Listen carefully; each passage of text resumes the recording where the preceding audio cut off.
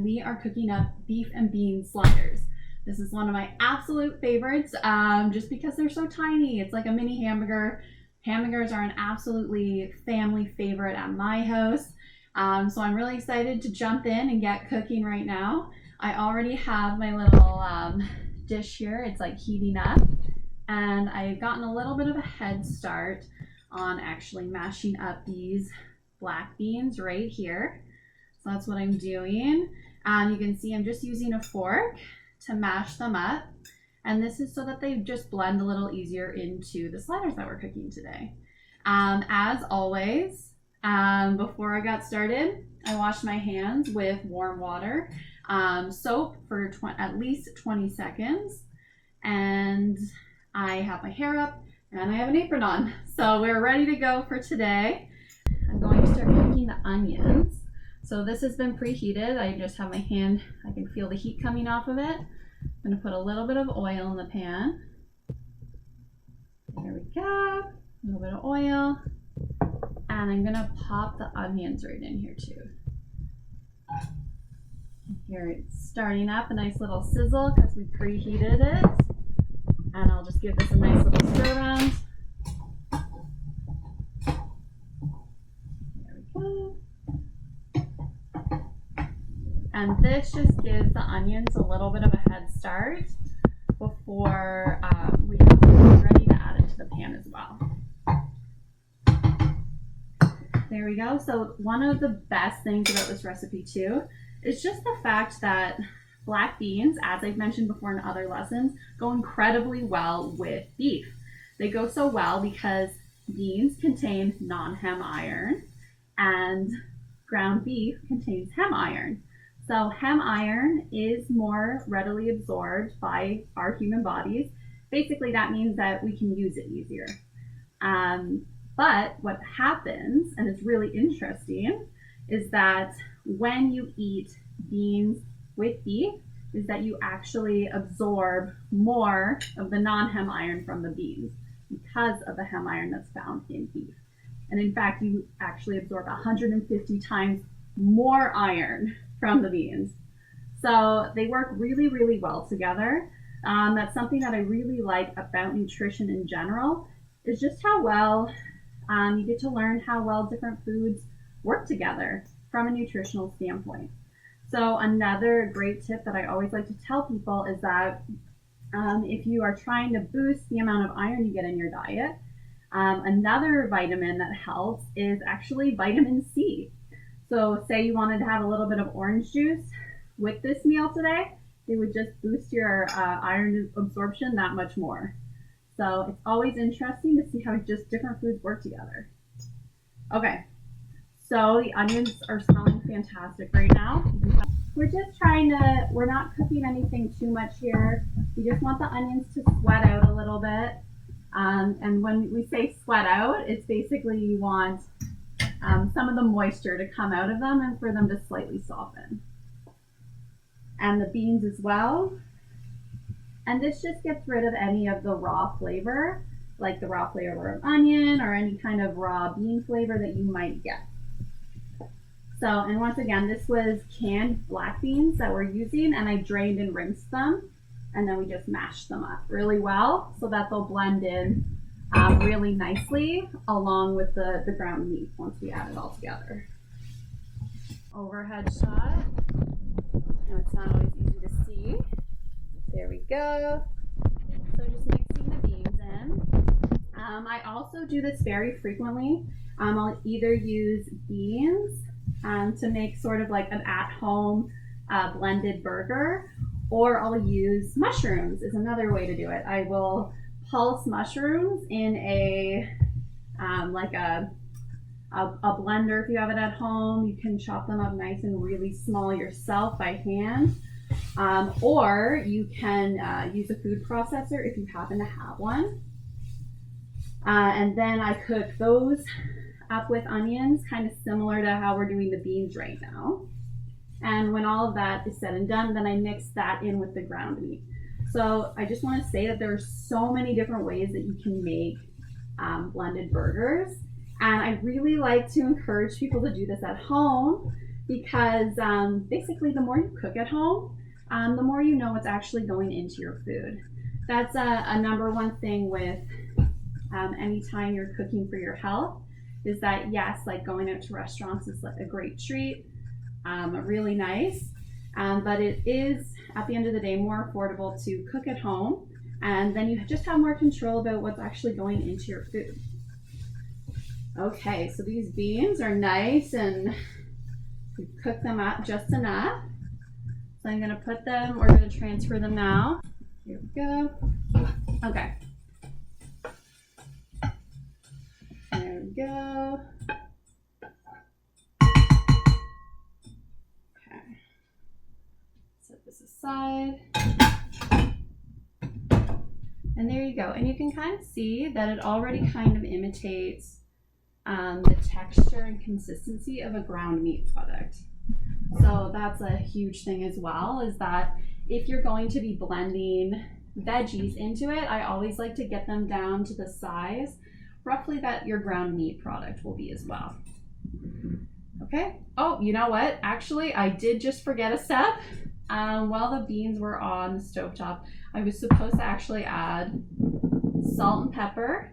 I have here salt and pepper, and I was also supposed to add some garlic powder, and I did not do that. So no big deal. This is a perfect example of when things are happening in the kitchen and you don't quite do them in the right order. It's okay. Just think through it, and we can just add the seasoning now. It's not a big deal.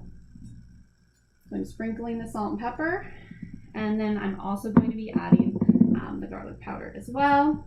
And I'll just give that a really good stir to make sure that it is all incorporated.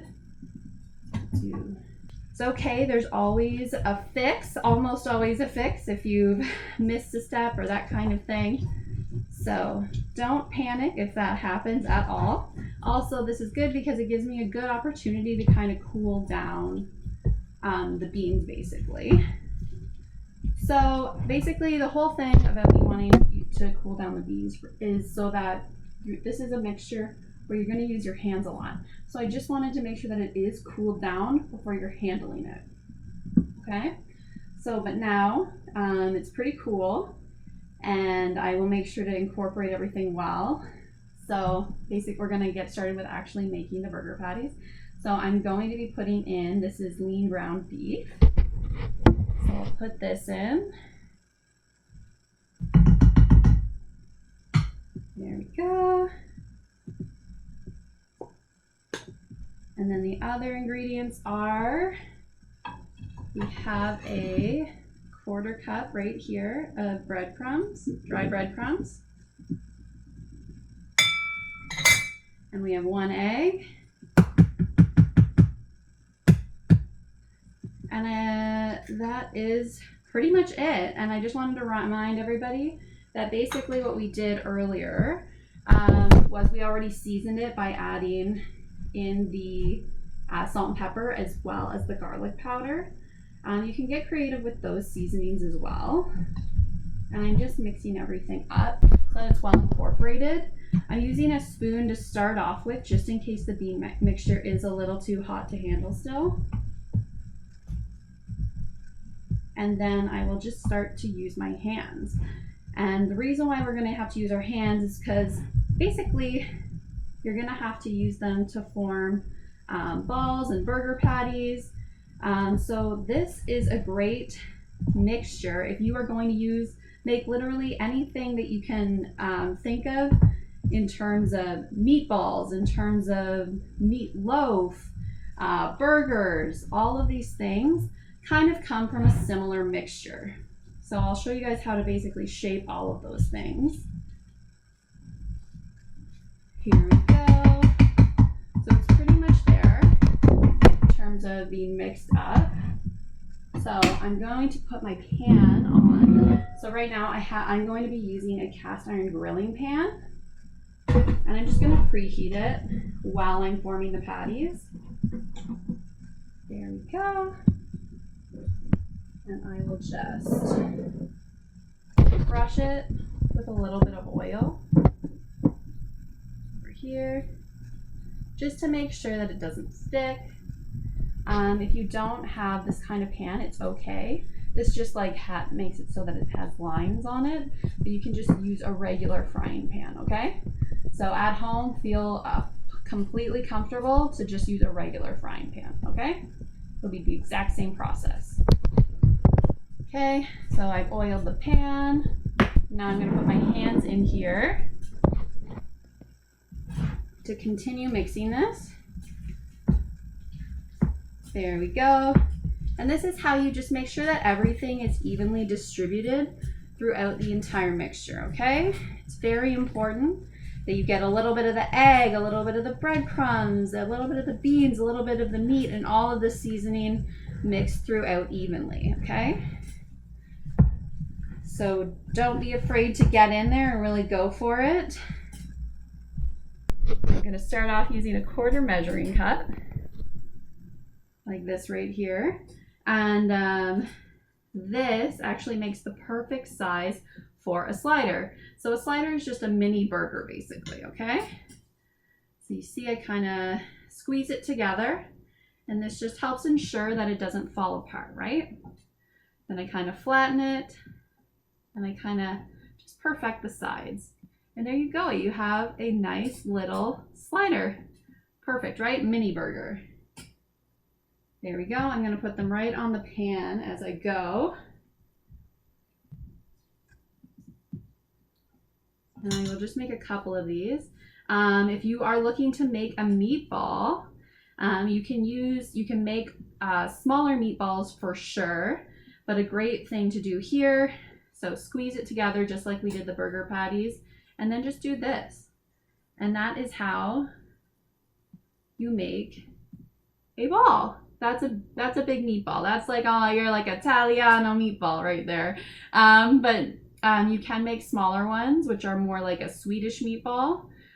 You would just use maybe 2 tablespoons or a tablespoon instead of a full 1/4 cup. Okay, so another patty. If you want to make full-size burgers, I would recommend using a 1/2 cup scoop, and just exactly doing that, just making them bigger. So a 1/2 cup scoop, so they would be roughly double the size of this. And I think that that's a good sized burger. But since we're just doing the sliders today, we're sticking with this. And then the last thing really that I can think of right now, at least, that you can do with this is if you do want to do a meatloaf, you can just put all of this meat mixture into one greased loaf pan, and you bake it off. The one thing that all of these things do have in common is that what you want to do is you want to make sure that you're cooking it to 71 degrees Celsius, okay? Easy way to remember that, 71 and done, okay? Or 160 degrees Fahrenheit. That's the internal cooking temperature that you need to reach to make sure that your burger, your meatloaf, meatballs, whatever they are fully cooked, okay? And we'll go over that a little bit more in a second after I've washed my hands. There we go.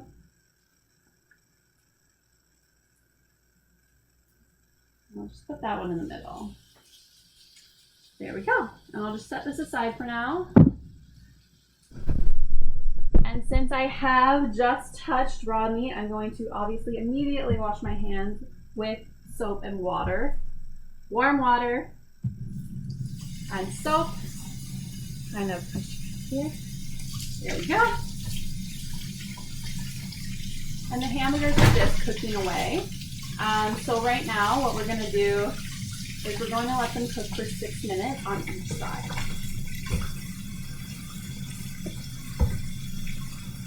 And the burgers are on medium-high heat. And when you see in cooking directions that it says, okay, like you are going to roughly cook them for 6 minutes on each side, what you're really trying to do is, that's a rough estimate, but you'll actually know they're done when you're using a meat thermometer. Okay. So my hands are all clean. I'll just give them a dry off. There we go. Yummy. Okay, so just some tips that we'll go through. I'll quickly put on the timer over here. There we go, so that we know when to flip them. So what we'll be using actually is a meat thermometer, right, which we have right here. And this is really the only way to know if your ground meat product is fully cooked. And just so you know, so the whole 71 and done, I want you guys to remember that. So say it again at home with me. 71 and done. At 71 degrees Celsius, that's when you know that once you've inserted this into the ground meat product, like your burgers, like your meatloaf, that's when you know it's cooked, okay? Or as mentioned, that's 160 degrees Fahrenheit or 71 degrees Celsius. That means your burger is done. And I wanted to go over when you are checking and using a meat thermometer, there is a little dimple on your meat thermometer that you'll notice, so that when you insert it into the burger or you're inserting it into whatever ground meat product you're trying to cook, you want to make sure that it goes past that dimple, okay? And that's just because otherwise the meat thermometer can't get an accurate reading. And so basically, make sure you hit up to the dimple, okay? There we go. And this is also just good practice in general for flipping things, having good control. There we go. I'll just quickly turn off that timer. And so I will just show you some of the little like extras that we have to go along with these. So for the sliders, we have little slider buns. They're so cute and tiny. Trying to think of what I can put these next to for scale right here. They are basically, a tiny burger will always be cute, right? At the end of the day. But yeah, if you have just regular burgers at home, then just make regular burgers. That's absolutely fine. You know that I'm a big proponent for cook with what you have at home and use what you feel comfortable with and what you actually like to eat as well. It's important to try new things, but if you know you like something, don't be afraid to go back to it. So here you can kind of see I have all my toppings kind of laid out. We have our little slider buns. We have lettuce, tomatoes, onions, mustard, and ketchup. So everything's kind of just ready to go for these burgers. I'm going to put these spoons in. And then what we're going to do really soon is we're going to go over and I'm just going to take a quick look at the temperature, the internal temperature, right? We want to make sure that we're not overcooking it. And we also want to make sure that we're not undercooking it, okay? Because it's a ground meat product. Okay, so we turn it on. And then you want to make sure that it is at, so you can see it's degrees Celsius. Okay. So then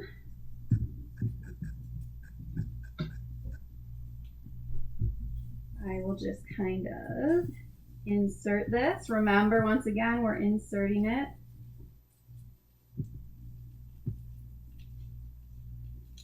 Oh, and look, it's like way up there. So we are fully cooked. That is great news. Just another tip, if it does shoot up like that, and it did shoot up pretty quickly for me, so I'm actually going to lift the burger, the little sliders that we have here, out of the pan, and I'm going to retake the test just to make sure that it didn't hit the bottom of the pan accidentally, because that can sometimes give you a false reading. So I'm just going to get some tongs. Okay, so we have our burger.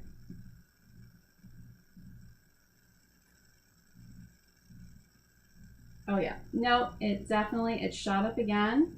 These are fully cooked, safe to eat, so we can turn off the burner. And I will just quickly assemble. I'm gonna make up my favorite burger right now. But yeah, what's your favorite thing? Do you like ketchup? Do you like mustard? Do you like putting tomatoes and lettuce? All of these things. So I'm just gonna I'll probably have some 2 sliders for lunch. That sounds good. Right here. Put a little bit of lettuce on the bottom because I like the nice crispness that lettuce offers. And I'm probably gonna eat this, enjoy this with a side of carrots and celery. Is what I'm thinking. Here we go, put a burger on. Another burger patty. All looks good. I do personally like a little bit of tomato. So I'll put some tomato on. There we go. A little bit of mustard. And some ketchup as well.